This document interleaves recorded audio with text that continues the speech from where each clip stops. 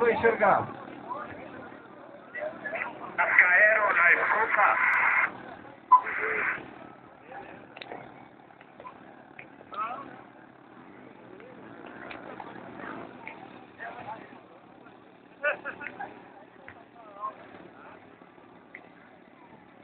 Esse avião que está aí é o Piper J3 do Aeroclube de Caxias. Quem está pilotando é o piloto Rui, que é nosso associado da Cascaero.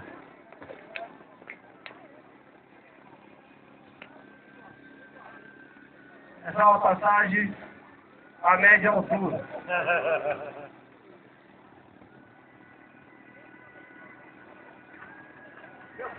Ele está balançando as asas, cumprimentando o pessoal que está aqui embaixo.